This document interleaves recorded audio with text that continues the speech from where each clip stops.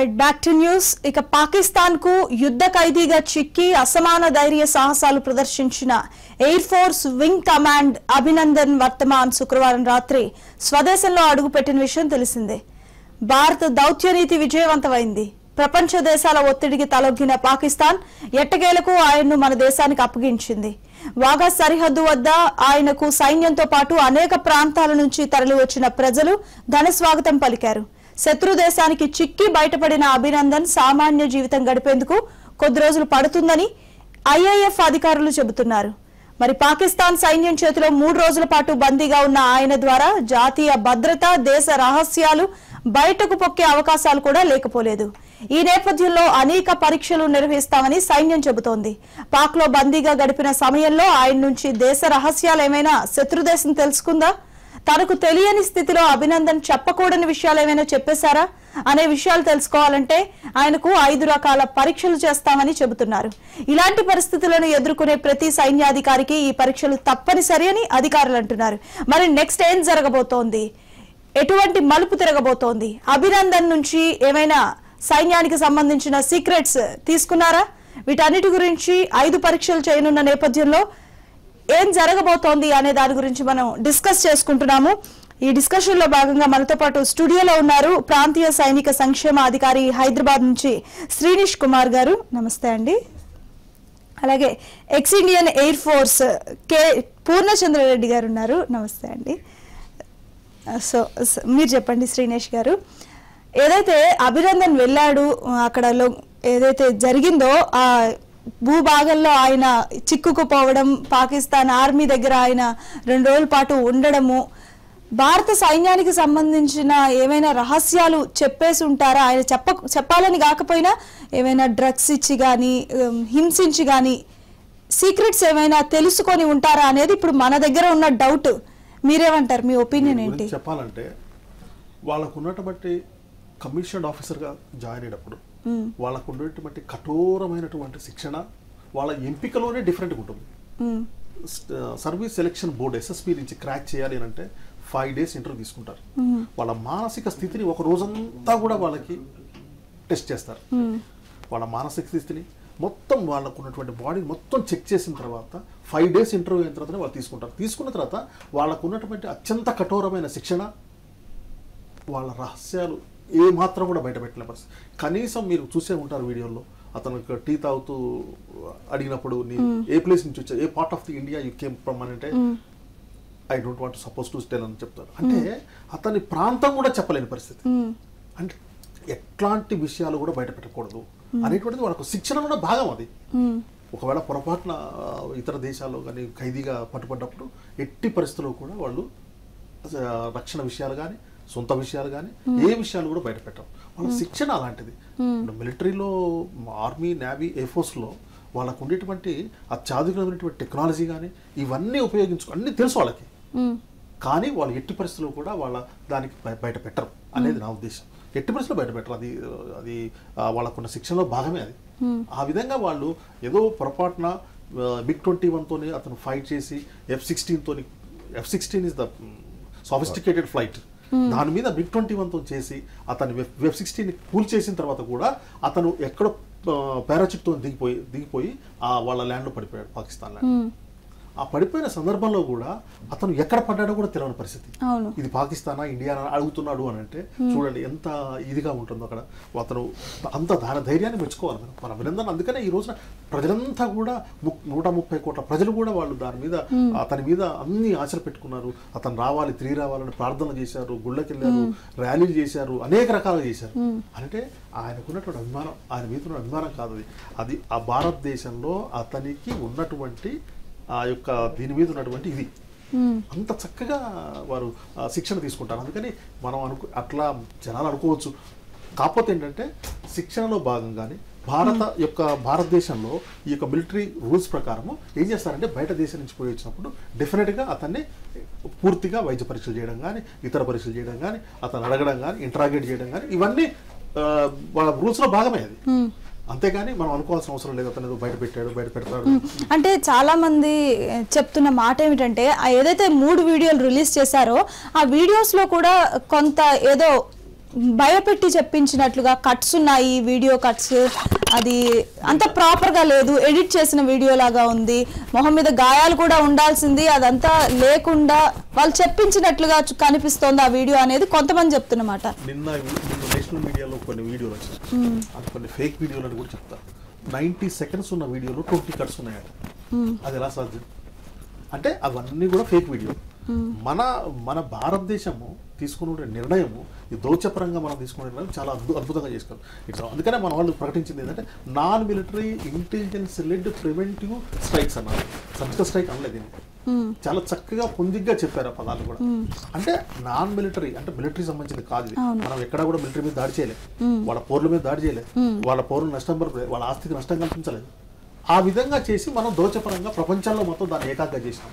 అది తట్టుకోలేని పరిస్థితుల్లో వాళ్ళని ఒక కారణం చేసేసాం మనం. వాళ్ళని ప్రపంచం దృష్టిలో దోషిగా నిలబెట్టారు.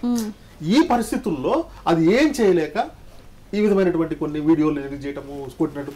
మీరు ఫస్ట్ రిలీజ్ చేశారు ఒక వీడియోని, అక్కడ ఉన్న పౌరులు కొట్టడం, గాయాలతో ఉంటాడు అభినందన్. దాంతో విపరీతంగా వ్యతిరేకత వచ్చేసింది, ప్రపంచవ్యాప్తంగా వ్యతిరేకత వచ్చింది. అగ్రరాజ్యమైన అమెరికా కూడా హెచ్చరించింది. చివరికి అనుకూలంగా అనుకున్న చైనా కూడా దాన్ని సపోర్ట్ చేయాలి. అంటే అంత వ్యతిరేకత వచ్చేసింది. ఇప్పుడు ఏం చేయలేని పరిస్థితుల్లో జెనీవా ఒప్పందానికి అనుకూలంగా దాన్ని వాళ్ళు విడిచిపెట్టాల్సి వచ్చింది. కానీ ఆ పరిస్థితులకు నెట్టివేయబడ్డారు వాళ్ళు, ఆ పరిస్థితులకు నెట్టివేయబడ్డారు. అంత చక్కటి ప్రదర్శించింది మన ప్రపంచ దేశాల ఒత్తిడికి తలొగ్గి పంపిందే గాని పాకిస్తాన్ హృదయపూర్వకంగా పంపలేదు. అది పెంచి పోషించే ఉగ్రవాద సంస్థని మనం దెబ్బ కొట్టాం. అది పెంచి పోషించే ఉగ్రవాద సంస్థలు, ఉగ్రవాద ట్రైనింగ్ క్యాంప్స్, అక్కడ కూడా పాకిస్తాన్ మిలిటరీ ట్రైనింగ్ ఇచ్చేది వాళ్ళకి ఉగ్రవాదులకు. అదన్నీ మనకు తెలుసు. మనం దాన్ని చక్కగా గురిచూసి కొట్టాం. అందుకనే ఈ రోజున మనం దేశంలో తలెత్తుకొని తిరగలేము. మీకు ఇంకొక విషయం కూడా చెప్పాలి. ఓఐసి ఉంది, organisation of Islamic countries meeting ఉంది నిన్న March 1st. దానికి మన భారతదేశాన్ని పిలిస్తే పాకిస్తాన్ వెళ్ళలే. సభ్యత్వం లేనటువంటి భారతదేశాన్ని మన external affairs minister Sushma Swaraj గారు వెళ్ళారు, దాంట్లో ప్రతినిధిగా వెళ్ళారు, గెస్ట్ గా వెళ్ళారు. గెస్ట్ గా వెళ్ళడము ఇట్స్ అ గ్రేట్ థింగ్. మనం ఇస్లామిక్ కంట్రీ కాదు, మనం అసలు సభ్యులుగా కూడా చేర్చుకుందామని 1984 ట్రై చేసినా కూడా ఒప్పుకోలేదు అప్పట్లో. కానీ ఈ రోజున మనని గెస్ట్ గా పిలిచారు. దాన్ని ఓర్వలేక పాకిస్తాన్ ఈ రోజున ఆ సమిట్ ని బహిష్కరించింది. అంటే అదే చెప్పింది, సభ్యత్వం లేదు, కనీసం గెస్ట్ రోల్ లేదు, ఎలాంటి లేని వాళ్ళని మీరు గెస్ట్ గా ఎలా పిలుస్తారని చెప్పి పాకిస్తాన్ ఇస్లామిక్ ఆర్గనైజేషన్ అడిగింది. నేను రాను అట్లయితే వాళ్ళని పిలుస్తాను. అయినా ఆ బ్లాక్ మెయిల్కి తలగ్గలే వాళ్ళందరూ కూడా. ఎవరైతే సపోర్ట్ చేస్తున్నారు, యూఏఈలో వాళ్ళు సపోర్ట్ చేస్తున్నారు అనుకుంటున్నారో వాళ్ళు కూడా సపోర్ట్ లేని పరిస్థితి రోజున. నిజంగా వాళ్ళకి తలగ్గుంటే మనల్ని పిలిచేవాళ్ళే కాదు. కానీ మన సుష్మా స్వరాజ్ గారు పోయి ధైర్యంగా అక్కడ పూర్తి స్థాయిలో 17 నిమిషాల స్పీచ్ ఇచ్చి వచ్చారు. ఎక్కడ కూడా పాకిస్తాన్ పేరు ఎత్తలేదు. మళ్ళీ చక్కగా మొత్తం కూడా ఉగ్రవాదాన్ని గురించి, ఉగ్రవాదాన్ని ఎలా తుదముట్టించాలి, ఇస్లామిక్ ఉగ్రవాదం మొత్తం ఎంటైర్ కంట్రీస్ లో ఉన్నది, కంట్రీస్ అందరికి ఎఫెక్ట్ అవుతుంది. రైట్, మీరు చెప్పండి పూర్ణచంద్రరెడ్డి గారు. ఇప్పుడు ఏదైతే జరిగిందో ఇదంతా, మీరు ఇండియన్ ఎయిర్ ఫోర్స్ లో చాలా ఎక్స్పీరియన్స్డ్ పర్సన్, మీకు చాలా తెలిసే ఉంటుంది, మీరు ఎన్నో సేవలు అందించారు. ఇది పాక్ యొక్క యుద్ధ విమానాలను తరిమే ప్రయత్నంలో అభినందన్ చేసిన ప్రాసెస్ ఏదైతే ఉందో అదొక్కసారి వివరిస్తారా? ఏం జరిగింది అసలు, ఆ విమానాలు ఏంటి, వాటి స్టాండర్డ్స్ ఎంత, మన స్టాండర్డ్ ఎంత అనేది? పాకిస్తాన్ వాళ్ళు F-16 యుద్ధ విమానాన్ని అమెరికా వాళ్ళు తయారు చేశారండి. F-16s మనకు కూడా యుద్ధ విమానాలు చాలా రకాలు ఉన్నాయి. మిక్స్ ఉన్నాయి, జగ్వార్స్ ఉన్నాయి, మిరాజ్ 2000 ఉంది. మనవన్నీ మిక్స్ అనేది చాలా పాతకాలంవి, రష్యా నుంచి మనం ఇంపోర్ట్ చేసుకున్నాము. మిక్తో కంపేర్ చేస్తే F-16 అనేది చాలా modern and versatile aircraft. Okay, అలాంటి ఎయిర్క్రాఫ్ట్స్ మన భారత భూభాగంలోకి రావడానికి ప్రయత్నం చేశారు.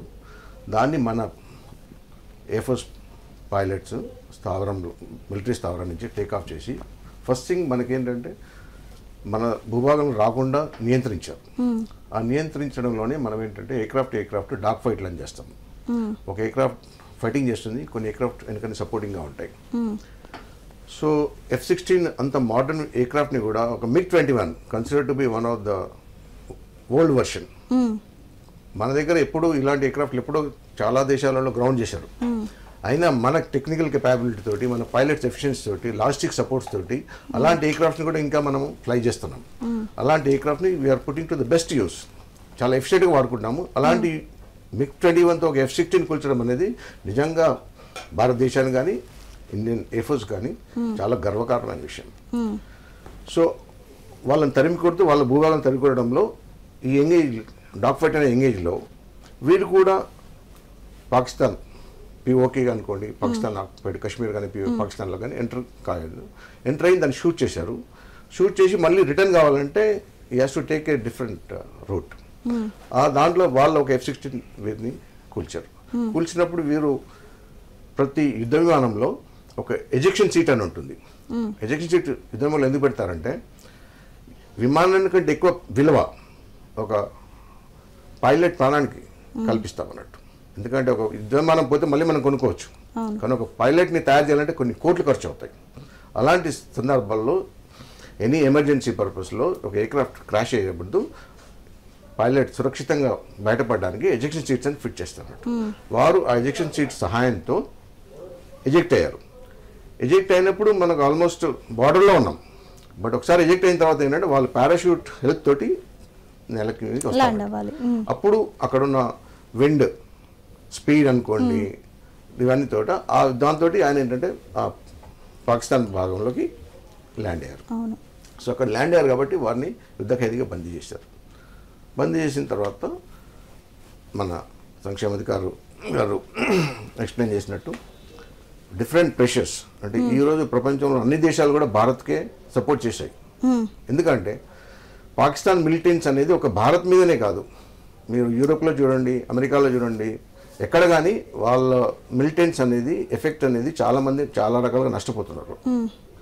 సో దానికి ఇండియన్ ప్రభుత్వం కూడా ధీటుగా జవాబు చెప్పినందువల్ల ప్రతి country, European countries, Australia, New Zealand, Japan, China, Korea, everyone ప్రతి ఒక్కరు కూడా భారతదేశానికి సపోర్ట్ చేస్తారు. సో వాళ్ళందరూ ప్రెషర్స్ తోటి as per the Geneva convention POW అంటే prisoner of war, he can be Indian air force pilot or he can be even any personnel of army, even navy, they are all to be treated హుందాగా వాళ్ళతో ప్రవర్తించాలి, వీలైనంత వైద్య సహాయం ఇవ్వాలి, Geneva ఒప్పందం ప్రకారంగా గౌరవంగా మన దేశానికి అప్పగించాలి.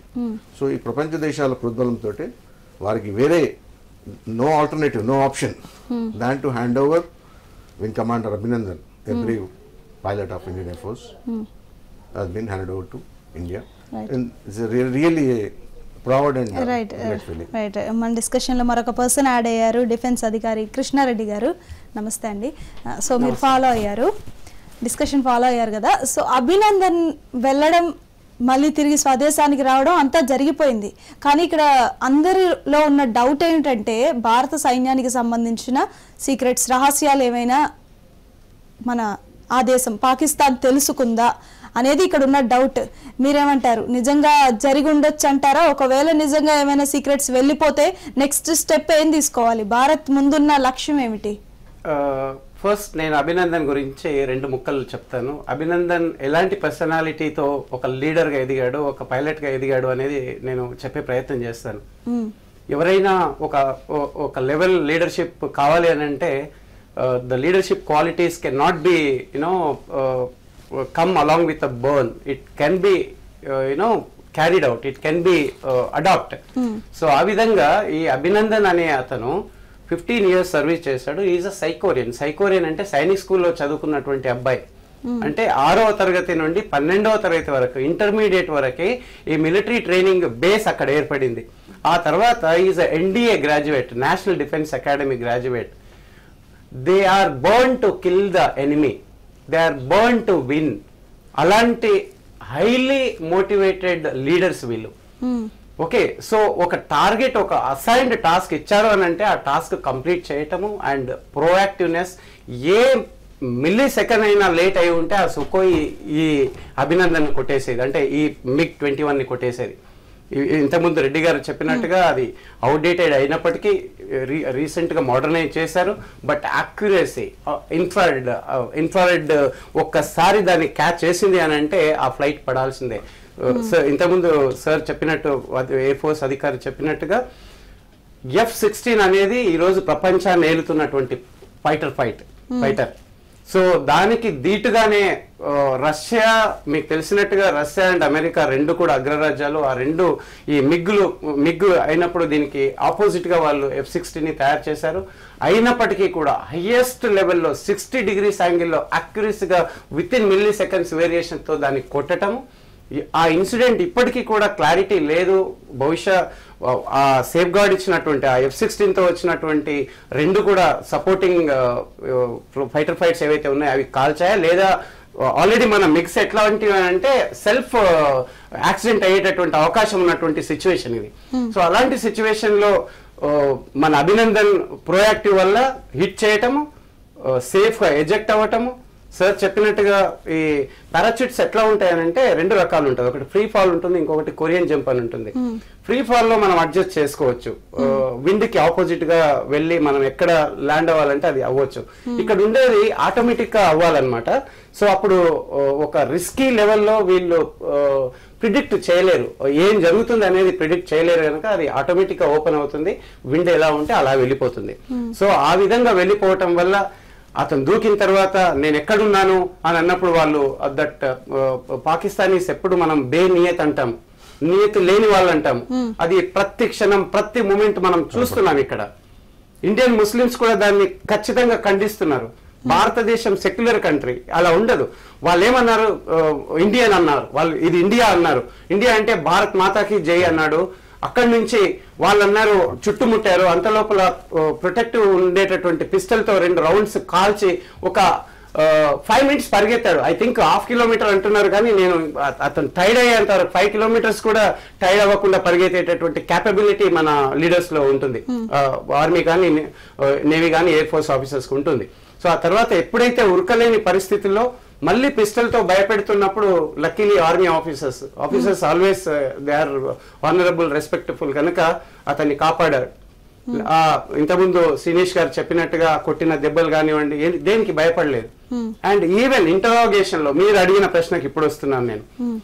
ఇప్పుడు ఏదైనా లీకేజ్ ఉందా? అక్కడ సీక్రెటే లేదు. ఇండియాతో ఏ ఫైటర్స్ ఉన్నాయి, ఎక్కడ ఏ బేసెస్ ఉన్నాయి, పాకిస్తాన్ లో ఏమున్నాయి అనేది తెలుసు. Pakistan was one of counter part earlier. So అందుకని ఇక్కడ మన దగ్గర సీక్రెట్స్ ఉన్నాయి, వాళ్ళకి తెలియదు అనేది కాదు. నెంబర్ 1. నెంబర్ 2, అభినందన్ ఏమైనా సీక్రెసీ ఇచ్చాడా అనేది అబ్సల్యూట్లీ నాట్ కరెక్ట్. ఎందుకు అంటే my number, I'm soldier, speaking as soldier. My number 15 33 30 33 24 so and so, I'm Krishna Reddy అని నేను చెప్పగలుగుతున్నప్పుడు, no which mission you are from which place, no I'm not suppose to tell, no not accepted. అలాంటి answers ఇచ్చినటువంటి వ్యక్తి వాడు ఎలాంటి videos ఇచ్చినా ఏం చేసినా కూడా ఒక్క ఇన్ఫర్మేషన్ కూడా వాళ్ళకి ఇవ్వలేదు. అండ్ ఎంత కొట్టినా ఎంత చేసినా కూడా ఎర్లియర్ సివిలియన్స్ అటాక్ చేసినప్పుడు కూడా అతను ఏం భయపడలేదు. అండ్ ఇంకొకటి ఏం చేశాడు అంటే, ఒకవేళ సీక్రెట్ చెప్పేవాడైతే అతనితో ఉండేటటువంటి డాక్యుమెంట్, మ్యాప్స్ అవన్నీ కూడా ఎందుకు నమ్మిలేస్తాడు, ఎందుకు వాటర్లో వేస్తాడు, ఎందుకు దాన్ని పడేస్తాడు, ఎందుకు దాన్ని కామఫ్లేజ్ చేస్తాడు, దాన్ని నాశనం చేసే ప్రయత్నం చేస్తాడు, ఎందుకు డిస్ట్రాయ్ చేసే ప్రయత్నం చేస్తాడు. ఇక్కడ వస్తున్న క్వశ్చన్ ఏమిటంటే, ఆయన చెప్పాలని చెప్పి ఉండకపోవచ్చు, కానీ డ్రగ్స్ ఇచ్చి లేదంటే ఆయన ఏదైనా ఇంజెక్ట్ చేసి, there is no secret that he is going to disclose. MiG-21 లో వచ్చాడు, he is a fighter pilot. He told that I am a fighter pilot, I came to intercept F-16s అని చెప్పాడు. ఇక్కడ మనకు తెలిసినటువంటి విషయం ఏంటి అని అంటే, as soon as మన 12 మిరాజ్ 2000 వెళ్ళి అటాక్ చేసిన తర్వాత total border, total air force, navy, Indian army total alert అయింది. ఆ తర్వాత ఏం జరిగింది అని అంటే, ఏ మూమెంట్ లో ఏం జరుగుతుందో అని నైట్ అంతా అలర్ట్ లో ఉన్నారు. Early morning Pakistan cannot dare to attack. Fighter jets ఉన్నంత మాత్రాన ఆ ఫైటర్ నడిపించేటటువంటి వాడితో స్కిల్ లేనప్పుడు, వీల్ లేనప్పుడు ఏ పని చేయలేడు అనేది ఇప్పుడు అర్థమైంది మనకు ఆల్రెడీ. పగలే చేయలేని వాడు రాత్రికి ఎట్లా చేస్తాడు, పగులు చేయలేని వాడు రాత్రికి ఎలా చేస్తాడు. సో మనకి ఏది అరౌండ్ 9-9:30కి total 10 to 12 fighter jets total Pakistan లో మూవ్మెంట్ అయినట్టు మనకి రడార్ లో ఇన్ఫర్మేషన్ ఉంది.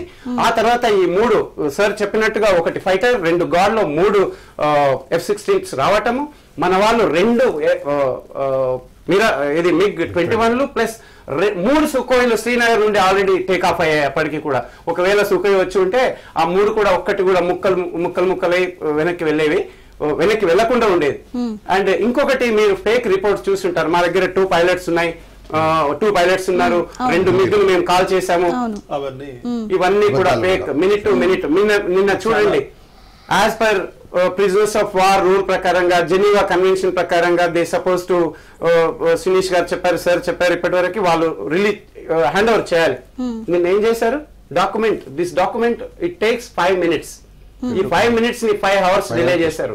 మార్నింగ్ 10:30కి రిపోర్ట్ చేస్తామన్నారు. ఒక prime minister is announce tomorrow we are going to hand over Abhinandan to India as a peace gesture అని చెప్పారు.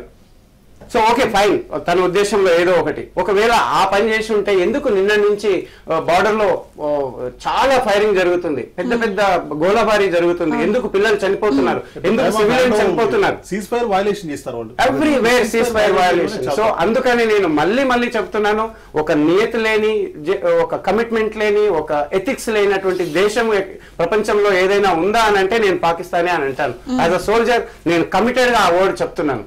సో అండ్ ఇక్కడ రూల్ చేసేది ప్రభుత్వం కాదు, ఇండియాలో పొలిటికల్ విల్ చాలా స్ట్రాంగ్ గా ఉంటుంది. You take Indira Gandhi, you take Lal Bahadur Shastri, you take Narendra Modi, irrespective of parties మన వాళ్ళు ఏదైనా అంటే మన మిస్టేక్ అది. బట్ నేను చెప్తున్నాను, ఏ పార్టీ ఉన్నా కూడా, ఏ డిసిజన్ తీసుకున్నా కూడా ఆ పొలిటికల్ విల్ స్ట్రాంగ్ గా ఉంటుంది.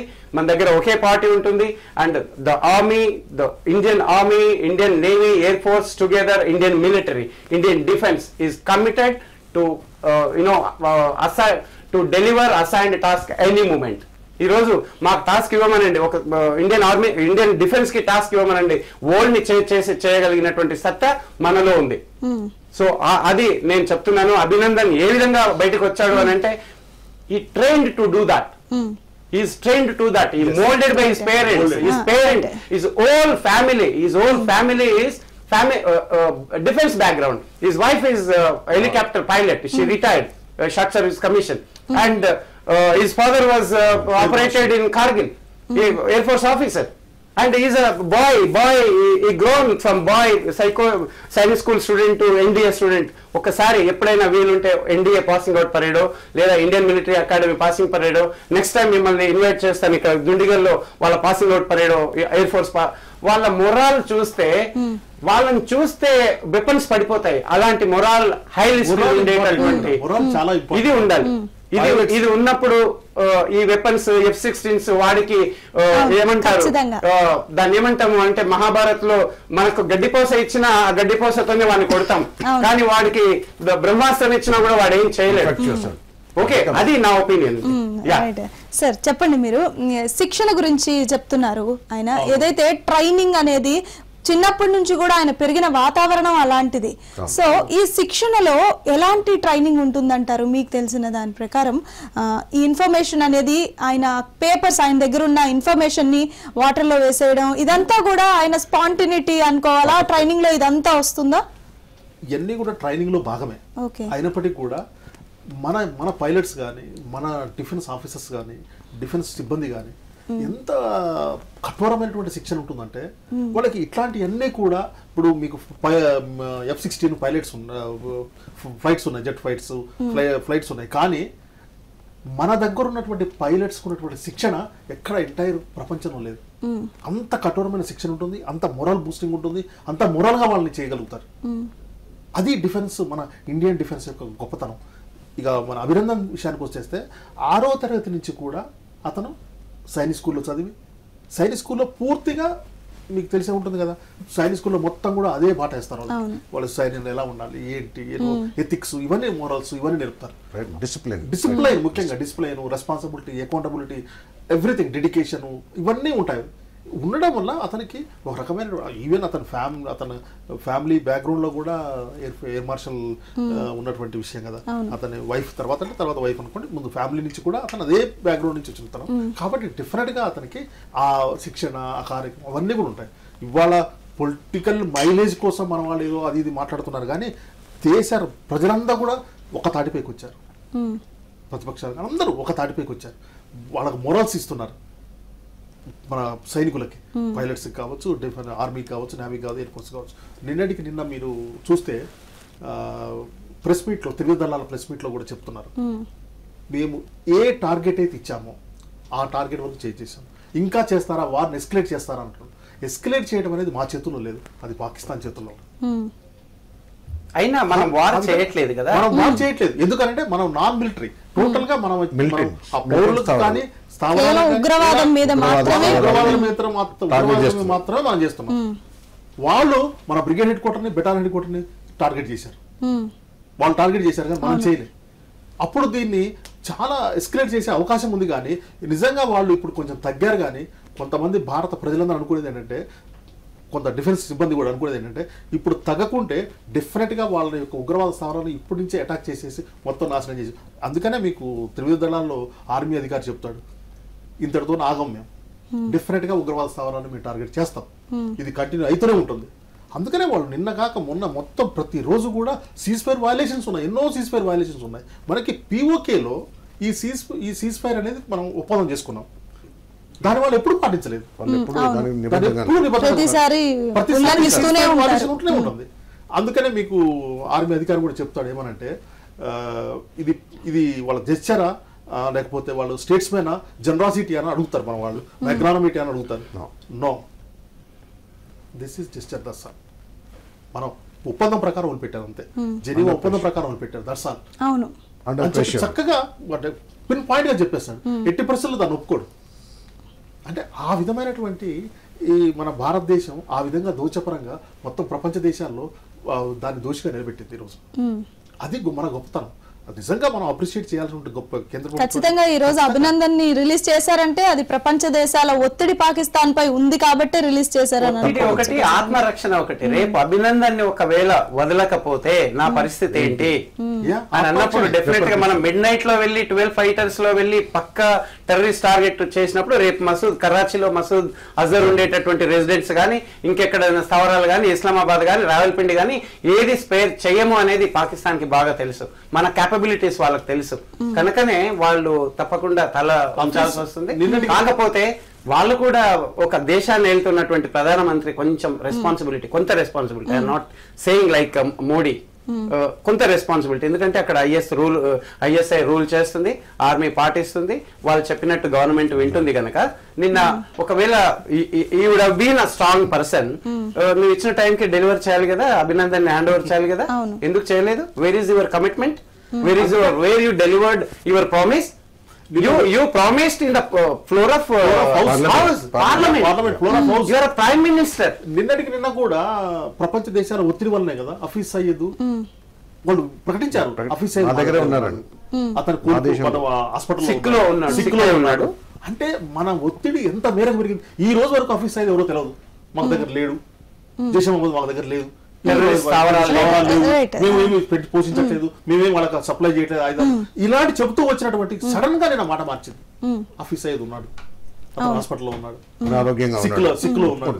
అంటే ఎలాంటి స్టాండ్ తీసుకుంటుంది? వాళ్ళ కన్ఫ్యూజన్ స్టేటస్ లో ఉంది వాళ్ళంతా కూడా. ఇప్పుడు ఏం చేయాలో అర్థం కాని పరిస్థితి, అటు ప్రజల ఒత్తిడి, ఇటు ఆర్మీ ఒత్తిడి, ఏం చేయాలో అర్థం కాని పరిస్థితి అనమాట.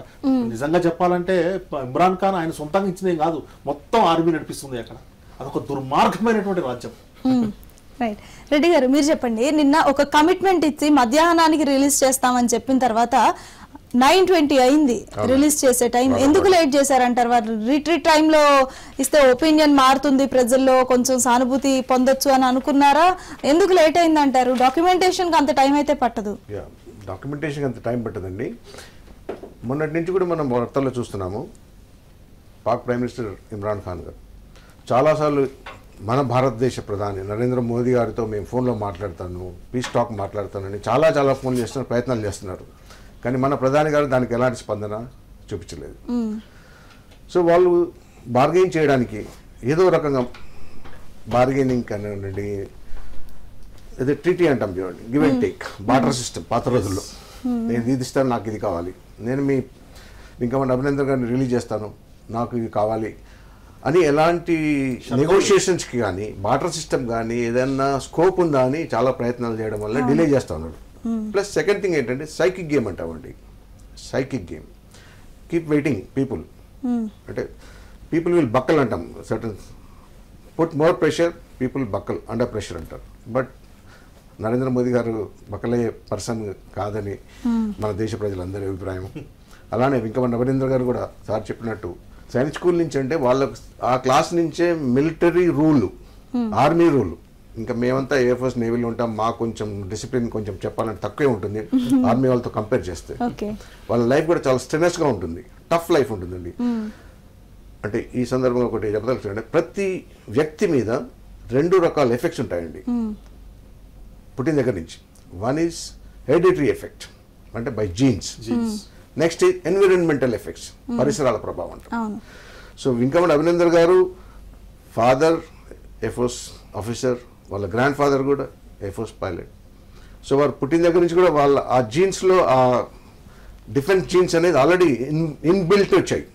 తర్వాత పెరిగిన వాతావరణం కూడా మిలిటరీ వాతావరణమే, ఎయిర్ ఫోర్స్ వాతావరణం అండి. చదివిన స్కూల్ కూడా 6th క్లాస్ నుంచి సైనిక్ స్కూల్. అంటే పుట్టిన దగ్గర నుంచే వారు ఆ వాతావరణానికి అలవాటు పడ్డారు, ఆ జీన్స్ ఉన్నాయి.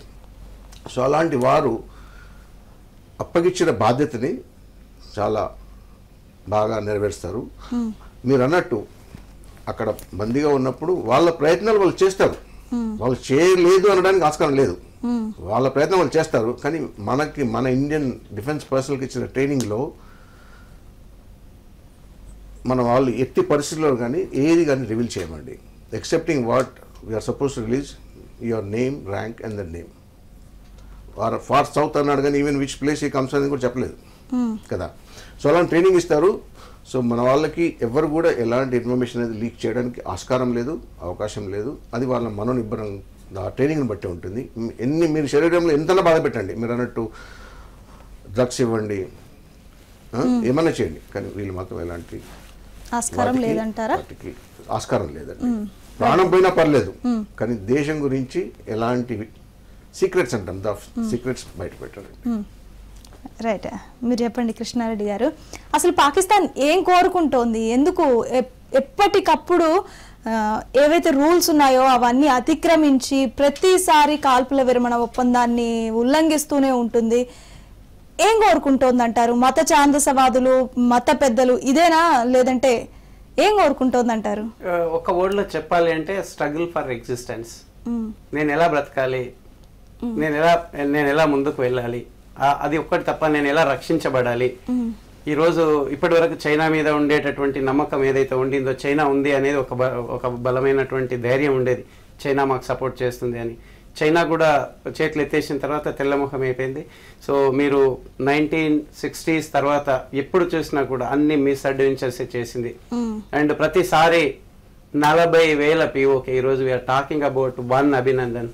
90,000 ఖైదీలని జనరల్ మీనాక్ష గారు, ఫీల్డ్ మార్షల్ షామ్ మీనాక్ష గారు వాళ్ళని మన బ్యారక్స్ లో పడుకోబెట్టి ఎంత కేర్ గా చూశారు. ఇండియన్ సోల్జర్స్ కంటే కూడా చక్కగా చూశారు.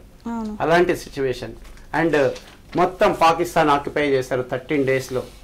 సిమ్లా ఒప్పందం ద్వారా మళ్ళీ వాళ్ళ లొకేషన్ వాళ్ళకి ఇచ్చేసి మనము పీస్ ఒప్పందానికి వెళ్ళాం. సో ఆ రోజు బుద్ధి రాలేదు. కార్గిల్ లో మిస్అడ్వెంచర్ చేశారు. No man's land, Kargil area, Dras sector, ఆ సెక్టర్స్ కూడా వింటర్ రాగానే వాళ్ళు వెనక్కి వెళ్ళిపోవాలి, మన వాళ్ళు వెనక్కి రావాలి. సో ఆ 6 months నో మ్యాన్స్ ల్యాండ్. ఆ నో మ్యాన్స్ ల్యాండ్ అప్పుడు ఇండియన్ సోల్జర్స్ లేనప్పుడు వాళ్ళు దాన్ని ఆక్యుపై చేసుకున్నారు. అప్పుడు పొలిటికల్ డిసిజనే కొంచెం డిలే అవ్వటం వల్ల ఆ రోజు కూడా ఎయిర్ ఫోర్స్ అటాక్ చేసి ఉంటే మన సోల్జర్స్ చాలా మంది బ్రతుకుండేవాళ్ళు. సో ఆ రోజు వాళ్ళు కొంచెం చాలా మంది ఇండియన్ సోల్జర్ చనిపోయారు కనుక, ఎందుకంటే వాళ్ళు అడ్వాంటేజ్ లో ఉన్నారు, చాలా హైట్ లో పీక్ లో ఉన్నారు. సో చాలా చక్కగా ప్రిపేర్ అయి ఉన్నారు కనుక ఒక సెక్షన్, ఒక 60 members ఆఫ్ ప్లెటూన్ వెళ్ళినప్పుడు 10 మంది వెళ్ళి, మన 10 మందే వెళ్ళి ఆ పోస్ట్ ని క్యాప్చర్ చేయగలిగారు, మొత్తం పోస్టులను కూడా. సో ఈ విధంగా ఇవన్నీ కూడా ఏది సక్సెస్ కాలేదు కనుకనే 90s నుండి 1989 ఆ ప్రాంతంలో నుండి వీళ్ళు టెర్రరిస్ట్ ప్రాక్సీ వార్ని స్టార్ట్ చేశారు. నేను 90s లో శ్రీనగర్ ఆ ఏరియాలో ఉన్నాను. I was in old airport as a sapper. So నేను when I was in commando, I was a part of Hazratbal operation, Charar-e Sharif operation, Alfaran operation. టెర్రరిస్టులు అల్ఫరాన్ వాళ్ళు మన ఫారిన్ టూరిస్ట్ పట్టుకున్నప్పుడు మేము ఆపరేషన్ కి వెళ్ళాం. So governor protection KV general Krishnarao ఉన్నప్పుడు శ్రీనగర్ లో పాటు వీధి తెలుసు నాకు. మేము కమాండోస్ గా ఉన్నప్పుడు వెంబడి కొట్టేవాళ్ళం వాళ్ళని. కానీ ఆ రోజు ఒక టెర్రరిస్ట్ ఫైర్ చేసి పరిగెత్తేవాడు, ఈ రోజు ముందొచ్చి ఫైట్ చేస్తున్నాడు, చనిపోవటానికి రెడీ అయ్యి వస్తున్నాడు, ఫిదా అయ్యే ఆత్మాహుతి దాడులు మొన్న జరిగింది అదే. సో ఇంకొకటి వీళ్ళంతా ఇప్పుడు వాడు F-16 అమెరికా నుండి తెచ్చుకున్నాడు, కానీ వాడు తెచ్చుకున్నటువంటి బాంబ్ ఏదైతే ఉందో ఫర్టిలైజర్ షాప్ లో దొరికేటటువంటి ammonia, urea, improvised explosive device. What is IED? Improvised explosive device. రెడీగా బజార్లో దొరుకుతుంది, వెహికల్లో పెడతాడు. చనిపోవటానికి వచ్చినటువంటి ఒక వ్యక్తి ఏదైతే ఉన్నాడో వాడు వెళ్ళి బ్లాస్ట్ చేస్తాడు, చనిపోతాడు. సో 40 మందిని చంపటానికి ఒక్కడు వాళ్ళ ప్రాణాన్ని ఇస్తున్నారు. అదే నిన్న ఆ క్యాంపులో ఏదైతే అజర్ క్యాంపులో జరిగిన విషయం ఏదైతే జరిగిందో అది అన్నమాట. సో అందుకనే ఇది ఎప్పుడో జరిగి ఉండాల్సిందే. నేను సర్జికల్ 2 అంటే నాకు ఆల్రెడీ మ్యాపింగ్ వచ్చింది, పక్కా ఇది ఎయిర్ స్ట్రైక్ అవుతుందని. ఇప్పుడు కాదు, నేను డెఫినెట్ ఇప్పుడు కాదు, ఆ సర్జికల్ స్ట్రైక్ జరిగినప్పుడే నేను అనుకున్నాను next surgical S2 is going to be and number 3 S3 అనేది కూడా నేను చెప్పబోతున్నాను.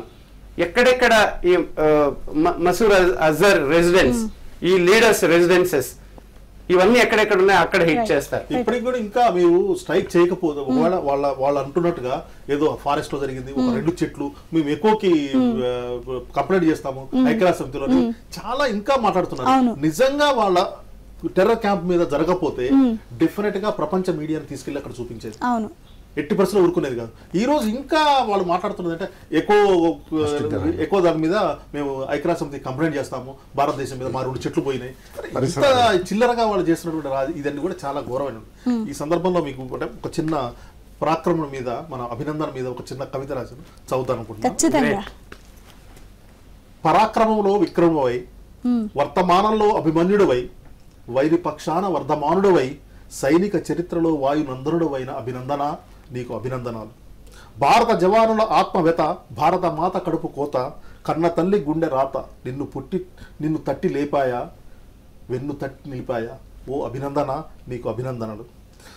అభినందన MiG-21తో గగనతలంలోకి ఎగసి ఉగ్రవాద సామ్రాజ్యాన్ని పిలికివేసి అణచివేసిన నీ చరితం శోభితం. మరణానికి మాంత్రికుడవా, శరణు కోరని తాంత్రికుడవా, అందుకో అభినందన చందనాలు, అందుకో అభినందన చందనాలు, వీరయోధుడా ఓ అభినందన. ఓహో, శిరీష్ గారు రిటైర్ అయిన పర్సనల్ వెల్ఫేర్ ఆఫీసర్ గా పనిచేస్తున్నారు. వెల్ఫేరే కాదు, ఇప్పుడు ఒక మంచి కవిత్వం ద్వారా కూడా అక్కడ ఇంకొకటి చెప్తున్నారు. నువ్వు సుఖోయి పైలట్ వై MiG-21 నడిపిస్తూ అని ఆ సుఖోయ్ అది కూడా యాడ్ చేస్తే ఇంకా బాగుంటుంది, టోటల్ ప్రొఫైల్ వస్తుంది అని నేను అనుకుంటాను. యాక్చువల్ చెప్పాలంటే కృష్ణారెడ్డి గారు బాబు కూడా ఈ ఎన్డీఏలోకి చేరారు. Located in Dras sector 20 engineer regiment. ఈ మైన్స్ అయినా ఐఈడీస్ అయినా హ్యాండిల్ చేసేది మన పిల్లలే. ఇప్పుడు యంగ్ ఆఫీసర్స్ ట్రైనింగ్ లో ఉన్నాడు. రేపు 10th 9th కోర్స్ తర్వాత మళ్ళీ వెనక్కి వెళ్ళమని చెప్పారు. యూనిట్ లో ఆఫీసర్స్ లేరు. You have to command your company, you have to go back అనేది. నిజంగా దేశ రక్షణ కోసం మీరు వెళ్ళడం, పిల్లల్ని పంపడం, ఇదే మీ ఇంకా వేరే ఫీల్డ్ వెళ్ళకుండా దానిలో మీ సంతోషాన్ని వెతుకుంటున్నారంటే నిజంగా ప్రతి ఒక్క జవాన్కి హ్యాట్స్ ఆఫ్ చెప్తున్నాను నేను. సో ఈ రోజు మేము మా జీవితమే మా పిల్లలు, మా జీవితమే దేశము, దేశం కంటే ముఖ్యము ఏమీ లేదు అని అనుకుంటాను నేనైతే ఎప్పుడు కూడా. మేము కూడా ఎన్డీఏలో చేరినటువంటి వాళ్ళ పిల్లల్ని ఒక 10 మంది పిల్లల్ని తీసుకొచ్చి రోల్ మోడల్ గా చూపిస్తూ మొత్తం కూడా క్యాంప్ పెట్టాం. అంటే యువతని ఎడ్యుకేట్ చేశాం, ఇక్కడ ఎంకరేజ్ చేశాం. ఎన్డీఏలో పోతే ఏ విధంగా ఉంటుంది, వాళ్ళ రోల్ మోడల్ వచ్చి వాళ్ళతో స్పీచ్ ఇప్పించాం, వాళ్ళతో మాట్లాడిచ్చాం. వాళ్ళతో మాట్లాడితే వాళ్ళకి అలా అసలు స్పందన వేరే ఉంటుంది. అంత చక్కగా అంటే వారి అబ్బాయితో పాటుగా మిగతా ఎన్డీఏలో చేరినటువంటి కొంతమంది యువకులను తీసుకొచ్చి అందరినీ నిలబెట్టి ఒక 100-200 మంది విద్యార్థులను పిలిచి మేము అలా క్యాంపులు కూడా పెడుతున్నాం. అంటే యువతలో మనము ఎడ్యుకేట్ చేయాలి యువతని. ఈ రోజు యువత ఎంతసేపటికి కూడా ఏదో ఇంజనీరింగ్ గ్రాడ్యుయేట్, సాఫ్ట్వేర్ వెళ్ళిపోదామా, ఇంకోటి వెళ్ళిపోదామా, విదేశాలు వెళ్ళిపోదామా అనే చూస్తున్న యువతని ఈ రోజున సైన్యంలో చేసినట్టుగా మోటివేట్ చేయాల్సినటువంటి బాధ్యత మన మీద ఉంది. ప్రతి ఒక్కటి పౌరుడు యొక్క బాధ్యత. దానికి గానే ఫస్ట్ టైం మేము తెలంగాణలో ఇంకోటి కూడా ఉంది. ఎన్డీఏలో చేరిన ప్రతి విద్యార్థికి 2 లక్షల రూపాయలు గవర్నమెంట్ ఎక్స్గ్రేషియా ఇస్తుంది. First time in India. కొన్ని చోట్ల 1 లక్ష ఇస్తుంది, కొన్ని చోట్ల 50,000 ఇస్తుంది, కానీ మనం హైయెస్ట్ అమౌంట్ ఇస్తున్నాం, 2 లక్షల రూపాయలు ఇస్తున్నాం ఈ రోజు. ఎన్డీఏలో ఎవరైతే చేరతారో వారికి ఆ విధంగా మనం ఎంకరేజ్ చేస్తున్నాం, ఆ విధంగా గవర్నమెంట్ కూడా మనం తెలియపరుస్తున్నాం, ఇక్కడ ఉన్నటువంటి యువతను కూడా ఎడ్యుకేట్ చేస్తున్నాం మనం ఈ విషయం. అది మనం చేయాల్సిన బాధ్యత మన పోర్డు మీద ఉంది. అదే సైనిక సంక్షేమ అధికారిగా మేము ఇలాంటి క్యాంపులు కూడా నడిపించి ఎన్డీఏ పిల్లల్ని తీసుకొచ్చి వాళ్ళని రోల్ మోడల్ గా చూపించి యువతను ఎడ్యుకేట్ చేస్తున్నాం. అదే ఈ సార్ కూడా ఉన్నారు కదా, కేపీసీ రెడ్డి గారు, సార్ కూడా మిరాజ్ లో పనిచేసి వచ్చారు, ఫ్రాన్స్ లో ట్రైనింగ్ అయ్యి వచ్చారు, మిరాజ్ 21 లో, Mirage 2000. So very nice. Srinish గారు యాడ్ చేసిన దానికి ఇంకొంచెం ఈరోజు కేసీఆర్ గవర్నమెంట్ కూడా ఇనిషియేటివ్ తీసుకుంటుంది. ఒకవేళ ఇండియాలో డెన్సిటీ ఆఫ్ డిఫెన్స్ ఆఫీసర్స్ అని ఒకసారి అడిగితే నార్త్ సైడ్ లో బాగుంటారు, హర్యానా, పంజాబ్ అండ్ యూపీ. మొన్న 40 మంది జవాన్లు ఒక 6-7 మంది యూపీ నుంచే ఉన్నారు, సిఆర్పిఎఫ్ జవాన్స్. సో ఈ విధంగా చూసినప్పుడు మేము సీఎం గారి దగ్గరికి ప్రపోజల్ పెట్టినప్పుడు వేరే స్టేట్ లో ఎంత ఇస్తున్నారు అని ఒకే మాట అడిగాడు.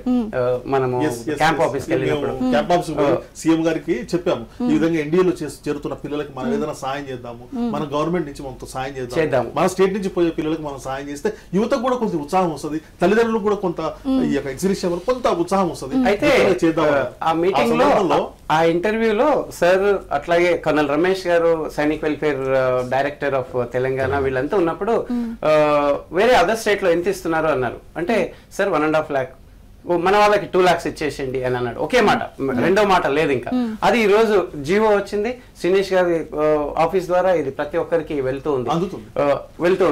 సో ఈ రోజు రేపు మనకు ఒక సైనిక్ స్కూల్ రావాల్సింది, అది కూడా ఒకవేళ ఈ శుభ సందర్భంగా మళ్ళీ ఒకసారి ఫైట్ చేసి ఒక ప్రాజెక్టులే, ఒక రోడ్స్ ఇవే కాకుండా ఇలాగా దేశాన్ని నిర్మించేటటువంటి యోధుల్ని తయారు చేసేటటువంటి ఇన్స్టిట్యూషన్ ఈ రోజు లేదు. మనకి రాష్ట్రం ఏర్పడి 6 సంవత్సరాలు 5 సంవత్సరాలు అయిపోతుంది, 6వ సంవత్సరానికి వెళ్ళిపోతున్నాం. మన ఈ ప్లాట్ఫామ్ ద్వారా గవర్నమెంట్ గుర్తించి ఒక సైనిక్ స్కూల్ ఇమీడియట్ గా ఒక్క సైనిక్ స్కూల్ కాదు, ఏపీలో 2 సైనిక్ స్కూల్స్ ఉన్నాయి, కర్ణాటకలో 2 సైనిక్ స్కూల్స్ ఉన్నాయి, బీహార్ లో 3 ఉన్నాయి. సో ఆ విధంగా చాలా రెజిమెంట్స్ ఉన్నాయి ఆ స్టేట్ పేరు మీద. అలా కాకుండా అట్లీస్ట్ సైనిక్ స్కూల్ పెండింగ్ లో ఉండేటటువంటి సైనిక్ స్కూల్ ఇమీడియట్ గా స్టార్ట్ చేయాలి. అలాంటి లీడర్ ని, అభినందన్ లాంటి లీడర్స్ ని తయారు చేయాల్సినటువంటి అవసరం ఉంది. శ్రీనిష్ గారి, కర్నల్ రమేష్ గారి ప్రోద్బలం వల్ల నేను కొన్ని కాలేజెస్ కి వెళ్తూ ఉంటాను. రామకృష్ణ మఠ్ డైరెక్టర్ గారు ఎక్కడికి వెళ్ళినా నన్ను పిలుస్తూ ఉంటారు. రీసెంట్ గా భారత్ కాలేజ్కి వెళ్ళినప్పుడు పిల్లలంతా వచ్చారు, బాబు ఏమనుకుంటున్నావు సార్, సాఫ్ట్వేర్.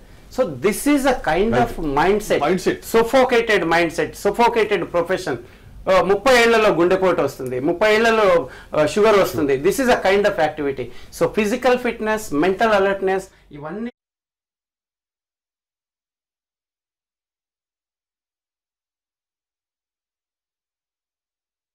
అంటే ఒక ఇండివిజువల్ లైఫ్ ఎంజాయ్ చేయడానికి కూడా ఉపయోగపడుతుంది. ప్రౌడ్ గా, హ్యాపీగా, ప్యాషనేట్ గా ఇష్టపడి చేసేటటువంటి ప్రొఫెషన్ ఇది. అభినందన్ సుఖోయ్ ఇచ్చి ఉంటే ఆ 3ని కొట్టేవాడని అనిపిస్తుంది నాకు. డెఫినెట్ గా, దాంట్లో డౌట్ లేదు. అందుకనే physically fit, mentally strong. But he was posted to that basin squadron. అందుకని బేషన్ స్క్వాడ్రన్ లో మిగ్గు ఉండింది ఆయన under. But in fact he was a Sukhoi fighter, Sukhoi trained fighter. So Srinagar నుండి కూడా అవి వచ్చాయి కనుక వాళ్ళ లోపలే ఇవన్నీ కనుమరుగైపోయాయి ఈ సిచ్యువేషన్స్ అన్ని కూడా. So yeah, thank you. Right, thank you so much. మీ విలువైన సమయాన్ని కేటాయించి ఎన్నో తెలియని విషయాలు తెలియజేశారు, యువతకి ఇన్స్పిరేషన్ ఇచ్చారు, మోటివేషన్ ఇచ్చారు మీ మాటలతో. సో వ్యూవర్స్ చూశారు కదా, దేశ రక్షణ అనేది ప్రతి పౌరుడి బాధ్యత అంటున్నారు. ప్రతి ఒక్కరూ యువత వ్యసనాలకు తిరుగుతూ లేదంటే సాఫ్ట్వేర్ అంటూ వేరే వేరే ఫీల్డ్స్ ఎన్నో ఎంచుకుంటూ ఉంటారు. ఒక్కసారి ఆలోచించండి, డిఫెన్స్ లో ఒక్కసారి చేరి దేశ రక్షణ కోసం ఆలోచిస్తే జీవితం ఎటువంటి మలుపులు తిరుగుతుంది అనేది వీళ్ళ మాటల్లో విన్నారు కాబట్టి ఒకసారి ఆలోచించండి. సో ఇది ఇవాల్టి స్పెషల్ డిస్కషన్. చూస్తూనే ఉండండి ఎట్ న్యూస్ రిపబ్లిక్, ప్రజల కోసం, ప్రగతి కోసం.